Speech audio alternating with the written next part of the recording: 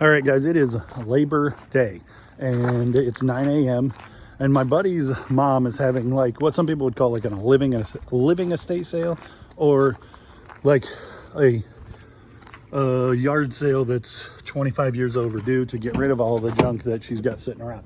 But that's next weekend, and we got the invite to go pick first, and that's what we're going to do. So we are fueling up and headed to the Toe, Manitou, Illinois. We're going to pick up a guest star along the way and see if we can't make lots of money today. See this annoying ad and you're listening to it? That's the mute button, in case you didn't know.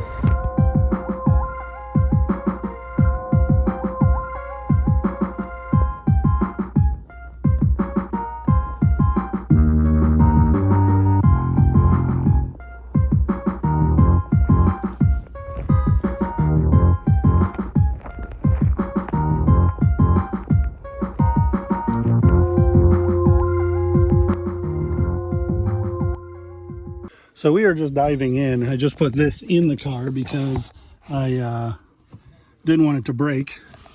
It's a Swag Light baseball. It's probably 40 plus shipping. We bought all this stuff. These are all full of cassettes. Paid $100 for spuds, but that's a really, really good piece. Cardinal and an old FS hat and a VCR.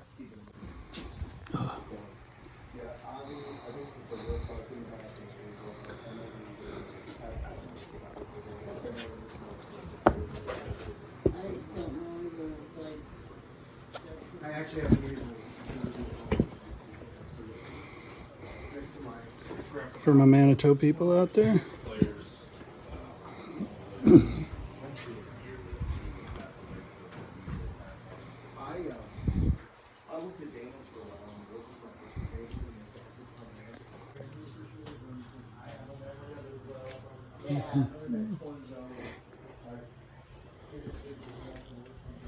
See, and everybody says that you should buy these things and they're worth a fortune, but I've never done Worth a Darn on one. And they're so hard to ship that I have a hard time believing that it's worth messing with. For me. Maybe it is for you. Colorful mugs. Nothing exciting here. And then this stuff, I bought that Cardinal off of this shelf, but there's all kinds of stuff. But I don't know sports collectibles, and they're kind of attached to this stuff. So this is basically why we're here. I don't know about, I guess, Vance Farms Bells. I'll leave that one hang there. I did get these Carhartt old Cardinals, vintage Cubs leathers, and this vintage suede Cardinals. We haven't talked to price yet. Hopefully they're not crazy, but I don't think they will be. It wasn't a big house. It's got a little bit of a hole in it, bush light on the front and the back. It's been longer than, I mean, I know you and I run into each other at Deacon and stuff, but I don't. So we just found another closet of clothes, and there's a big Ozzie Smith face and the Cardinal, and then this radio controlled boat. We'll see what else is here on the Mel's Diner. The guy owned a diner. And so we got sealed Impala, this thing, and then all these t-shirts, and we'll just go over the pile. Got that shipping stuff. And then Alex is carrying a whole bunch of jackets. So then you find a garage sale on the way leaving that private pick.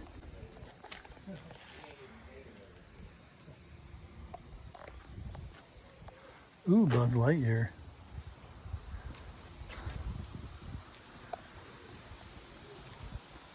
License plates. $5 each.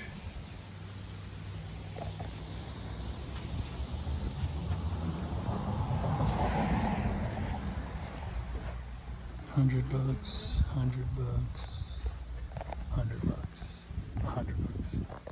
So like, some of those might be worth something, but not.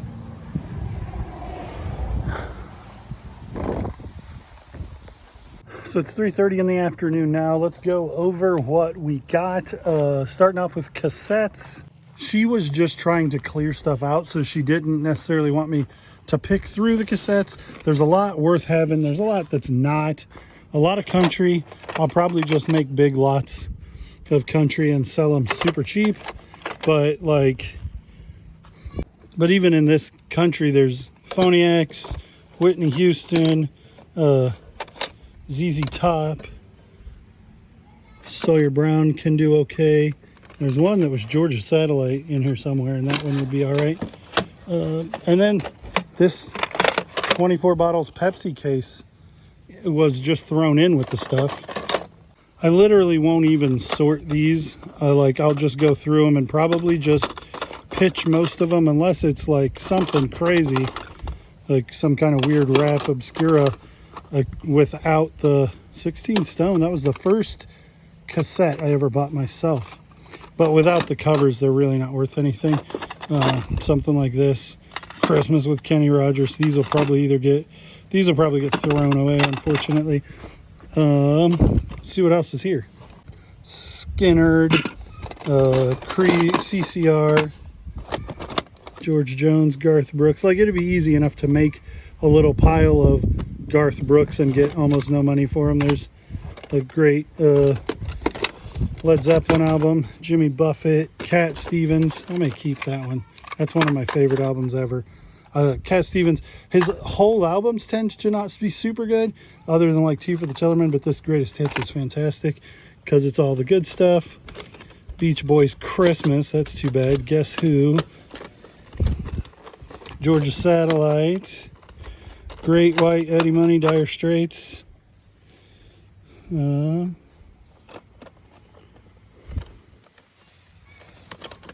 Jim Croce's fantastic. James Taylor's Greatest Hits, that's a fantastic album, but those aren't worth much.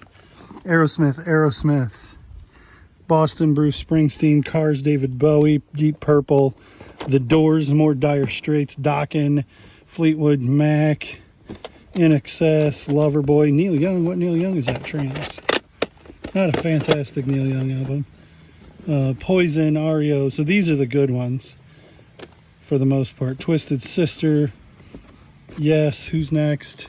And I like selling these cases, and I don't even know if there's anything good in here.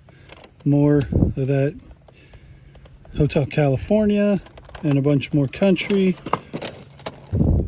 Neil Diamond, the Bee Gees, the Carpenters, stuff that you have to make pretty good size. But there's Van Halen, stuff you got to make pretty good size lots out of to have a hope of selling. Fleetwood Mac, Bread, Fleetwood Mac, Bachman Turner, Nazareth, Phil Collins. So there's some good stuff in there. Again, not great stuff, but good classic rock lots. I think this was the best one. So more Nazareth, Def Leppard, Poison, Damn Yankees, Deep Purple, Pearl Jam, Tom Petty, Toto, Triumph. Just a lot of really solid stuff in here. So we're going to go through all of these and make sure what is worth selling individually, lotting together, lotting with stuff I've already got to list. Street Survivor, no flames on Street Survivor on the cassette. If you find a vinyl, if you find this on a record and it has flames behind them on Street Survivor, that's a copy that got pulled after their plane crash, and so it's harder to find. The Grateful Dead album that everybody has on cassette, In the Dark with Touch of Grey. So this here is the thing I paid the most for out of any of this stuff. I paid $100 for this guy, and he lights up and he works, and he's from 86, I think. Anheuser-Busch, 1986. Really, really nice shape. 1987 on the bottom. This is probably close to a $200 piece, and I paid $300 for everything. So I'm not going to put up every comp for all of these jackets. It would take forever to do it that way, but I will show you all the jackets and shirts we got, mostly St. Louis Cardinals, but a lot of Cubs as well, and just really cool stuff that, I mean, we'll count the pieces as we go, and $200 into just the clothing and then all the other stuff free other than spuds per piece. I bet I'm not in too far. This is a nice light Pro Players with the Hang P XL. It needs cleaned. We'll throw it in the washing machine. Cool piece. The back hit is really good on it. How about the Majestic XL? Nice, just a really nice light jacket. Has a little hole in it. Just pretty basic, but cool. I mean, this isn't the kind of thing I'd be picking up at Goodwill for 12 or 15 bucks, but it's a nice piece anyway. Another really nice Mirage official XL, and this one is just the little cardinal hit, the hit on the sleeve, and the little spell out on the back. Not a lot to that one, pretty simple. These two might be the best. This one is the Diamond Series, made in the US, vintage, with the bird embroidered on the back. So this is the same as they would have been wearing on the field by Starter. And then this one is also Starter, the same as what they would have been wearing on the field. And this one's more the satin, nothing on the back. That's a really beautiful jacket too. So this is the Logo Athletics, which is vintage for sure. Cardinals, just a nice basic jacket with the big hit on the back. And then you have this jacket that is Pro Players again. Nice light jacket with the Cardinals down the side, the logo, and the big spell out on the back. This is kind of a neat piece. It's just like a shirt, definitely vintage. You don't see Dodger made in the US anymore. Vintage, just kind of a jersey shirt. I said I thought it was probably a stadium giveaway, but Alex thought it probably wasn't because it doesn't say like PNC Bank or anything. Apex One is a brand I normally do pretty good with, and this is just another. Ooh, that one's got a hole in it. That might be repairable, might not be worth repairing. And then you get into some Starter made in Sri Lanka. You get into some Chicago Cubs, which is weird. Like, people fight around here about whether they're Cubs or Cardinals fans. You don't normally see both in the same collection. Nice Cubby back hit on that little Starter windbreaker. Majestic Cardinals, nice jacket. This guy must have been anti-Chicago because nobody around here is a Colts fan. That's just a nice vintage Colts, like Letterman jacket. Another Chicago Cubs windbreaker. That's a nice piece, actually. That's from G3. And I actually have this in patent leather as well. And then this is a, doesn't have a brand, just says Major League Baseball. Just a pullover kind of Cubs sweatshirt. This next one is kind of all bangers. This Bush Light, it's got a hole in it up here, which kind of sucks. But this is a nice, just cool satin jacket. Another G3 Carl Banks suede St. Louis Cardinals. Really nice hit on the back. These two are probably my favorite pieces that I got all day. This is a G3 vintage, all leather, men's XL, men's large, but it fits, almost fits me, so it's a really big large. Cubs. If this was Bulls, I've gotten $200 out of it.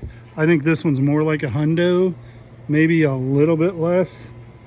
And this one is not in super good shape. It's got some rust spots. The red is faded through, but it is Majestic first string, and it's that kind of like cheeseclothy Cooperstown, and it's reversible, and it has a lot of imagery on it. Definitely like going for that 20s, 1930s uniform vibe.